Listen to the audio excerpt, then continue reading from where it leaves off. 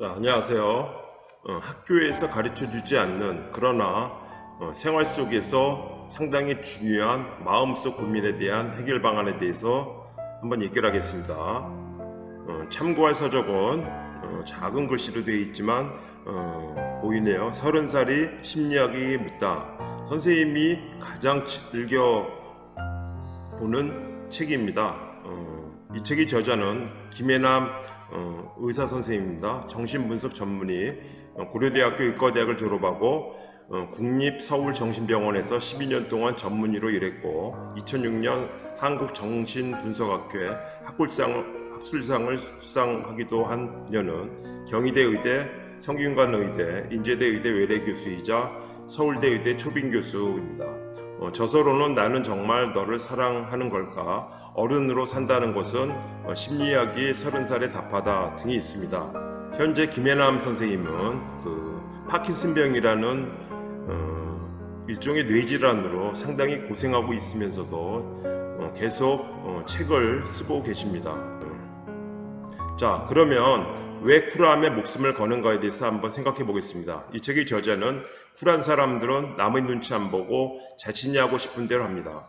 또한 세련되게 잘 차려입은 옷차림에 타인에게 무심한 듯 힐끗 한번 눈길을 주고 제 갈 길을 갑니다. 남들이 보면 상당히 멋있죠. 그렇지만 그 쿨한 사람이 마음속에는 겉으로는 무관심한 척 할 뿐 속으로는 다른 사람이 사랑을 갈망하며 심지어 그것에 좌지우지 되기까지 합니다. 타인의 관심과 사랑을 원하는 감정을 타인에게 던져버리고 그를 멸시함으로써 그 감정에서 벗어나는 것입니다. 따라서 쿨한 사람은 타인의 감정을 공감하지 못하고 오로지 자신의 감정에만 충실합니다. 따라서 그렇게 좋지는 않은 거죠.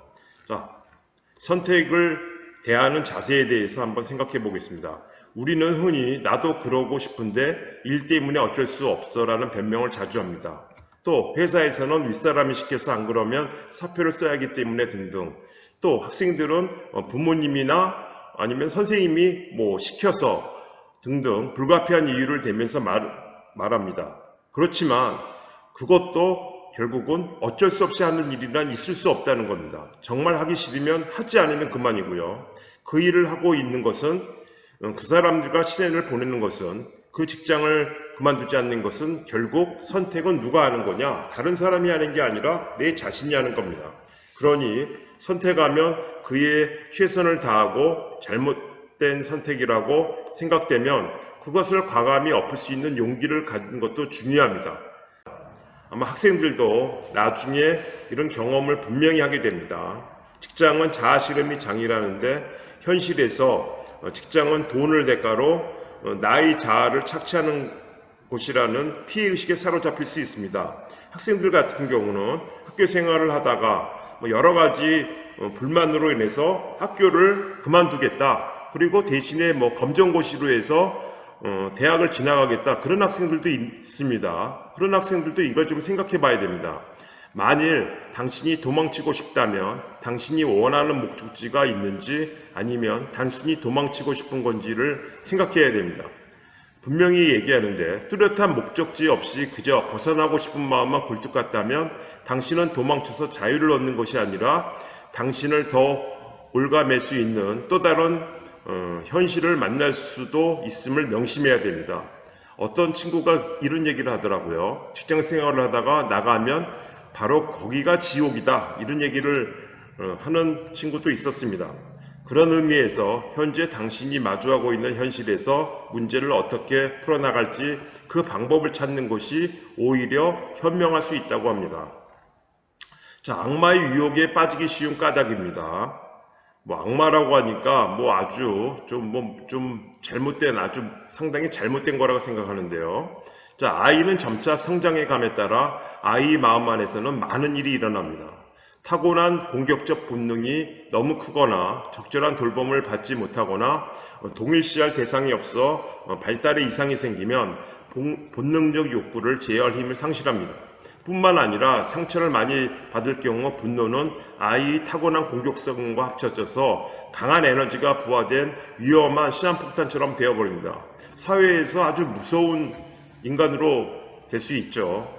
악마 유혹에 빠지지 않으려면 누구에게나 이런 생각을 하라고 합니다. 악마가 있다. 그 사실을 부정할 필요는 없다는 겁니다. 상황에 따라 나쁜 마음이 들 수 있으며 나쁜 마음을 가지는 것 자체를 억누를 필요는 없지만 그것을 행동으로 옮기지만 않으면 된다는 겁니다. 너무 도덕적으로 죄책감을 가질 필요가 없다는 겁니다. 자, 사랑하는 사람에게 폭력을 가하고 복수심에 불타 살인도 저지를 수 있는 존재임을 인정하고 위험한 욕망들을 적절하게 통제하기 위해 노력을 해야 됩니다. 자, 아직도 스스로를 무대의 주인공이라고 생각하는가? 선생님도 그전에는 이런 생각, 무대의 주인공이라고 생각을 많이 해서 모든 사람이 나만 봐주기를 바랐습니다. 자, 타인이 환호에 목숨 거는 사람은 만성적인 공허함에 시달리기에 마련입니다. 왜냐하면 타인의 시선이란 언제든지 떠나갈 수 있는 것으로 아무도 쳐다보지 않으면 그 즉시 나는 사랑받지 못하는 버림받은 존재가 되어버리기 때문입니다. 그래서 타인의 시선을 지나치게 신경 쓰는 사람은 자신을 있는 그대로 사랑해주지 않는 타인에 대한 분노와 타인의 사랑을 잃어버리는 데 대한 불안으로 공허함에 시달리게 됩니다. 자, 선생님이 강조했습니다. 다른 사람들이 나를 주시하고 있다고 생각할 때 나를 주시하고 있는 것은 바로 나 자신입니다. 다른 사람들은 나를 생각만큼 주시하고 있지 않습니다. 그 심리학자가 실험을 했을 때도 이런 결과가 나타나더라고요. 이제라도 나만이 스타이고 나만이 세상의 주인공이라는 착각을 버리고 다른 사람들도 모두 그들 인생의 주인공이고 그들도 열심히 살아가는 것을 인식해야 합니다. 따라서 서로 공존해야 되겠죠. 자, 멘토를 만나는 것은 결코 우연이 아니다. 멘토를 만나기 위해서는 누군가의 도움을 필요로 한다는 것을 인정해야 됩니다. 이게 상당히 중요한 것 같습니다. 누구에게도 의지하려 하지 않고 모든 것을 혼자 해결하는 태도는 자칫 자신 안의 감옥에 갇힐 위험성을 안고 있고요. 그런 심리로는 이 책의 저자는 이런 얘기를 합니다. 다른 사람에게 아무런 도움을 받지 않으려는 태도는 결국 자신의 열등감이 노출되는 것에 대한 불안이며 의존을 약함의 증거로 받아들인 결과라고 합니다. 자, 따라서 혼자 풀기 어려운 문제를 봉착하면 잠시 멈춰 당신 안의 목소리에 귀를 기울이고 그런 다음에 신뢰할 수 있는 존경할 만한 멘토를 찾아서 조언을 구하고 그 조언을 당신의 것으로 만들어 행동하면 됩니다. 자, 비슷한 유형의 사람하고만 사랑에 빠지며 비슷한 실수를 반복하고 사랑을 바라지만 막상 사랑에 빠지면 금방 밀어내 버리는 현상이 계속된다면 그 이유를 생각해 봐야 된다고 합니다. 자, 우리 여러분도 반복적으로 일어나는 일이 과거의 기억 중 가슴 아팠던 어떤 일과 연관성이 없는지 꼭 생각해 봐야 하고요. 자, 심리학책에서 이런 내용이 많이 나옵니다. 마음속 상처 입은 아이를 더 이상 모른 체 하면 안 된다. 그러니까 많이 달래라고 합니다. 그 아이가 마음껏 울 수 있게 해주고 어디가 아팠는지 말할 수 있도록 도와주고 상처가 아물면서 과거를 떠내보낼 수 있게 합니다. 선생님은 이거보다도 과거에 반복되는 일이 일어나도 스스로 지금 일어나는 일은 그때의 일과 상관없어 단지 내가 그때처럼 무서운 일이 일어날까봐 두려워하는 정도고 그리고 지금이 나는 그때처럼 아무 의미 없는 어린아이가 아니라 나는 그 상황을 잘 헤쳐나갈 수 있어 하며 속삭여줄 수 있어야 한다는 게 상당히 선생님은 마음에 들었습니다.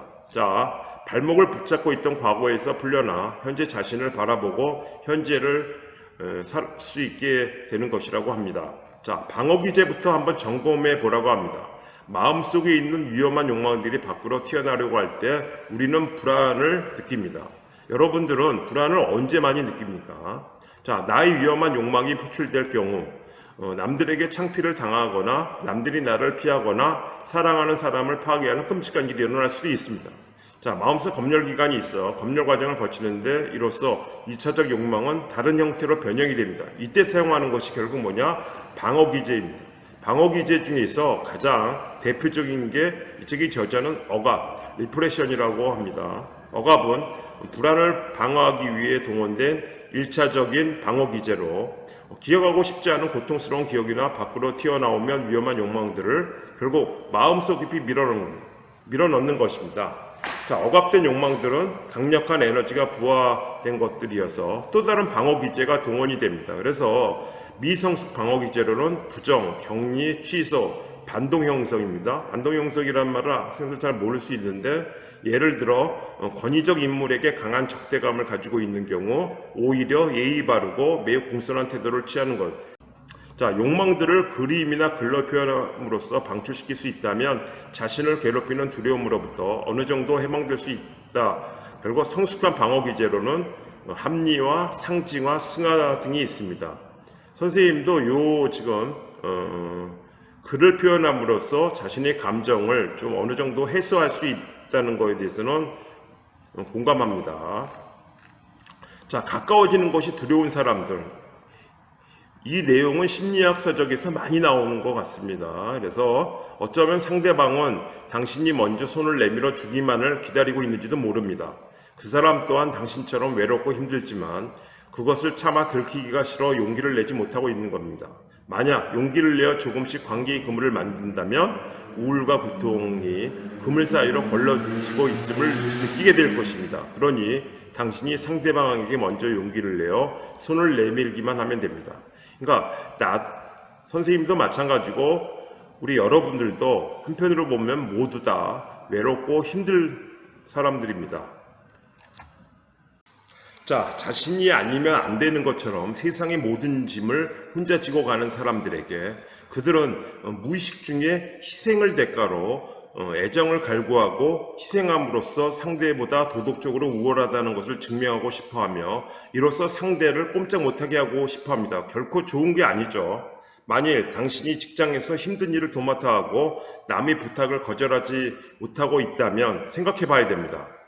사랑과 인정을 받기 위한 희생은 사랑을 대가로 자기를 내주는 모양이 되고 맙니다. 즉, 자기를 상실하게 되는 거죠. 만일 그렇다면 사랑을 얻기 위해 너무 많은 것을 잃어버립니다. 무엇보다도 두 가지입니다. 당신 자신을 잃어버리는 것과 당신을 있는 그대로 살아게 해줄 수 있는 타인을 얻을 기회를 잃어버리는 것이 문제가 됩니다. 언젠가는 결국 그 사람은 분노를 느끼고 만성적인 공허와 우울에 빠질 수밖에 없습니다. 그러므로 기쁨을 느낄 수 있는 희생이 아니라면 내일부터, 아니 지금부터라도 당장 그만해야 합니다. 자, 권태로운 시간을 두려워하지 마라.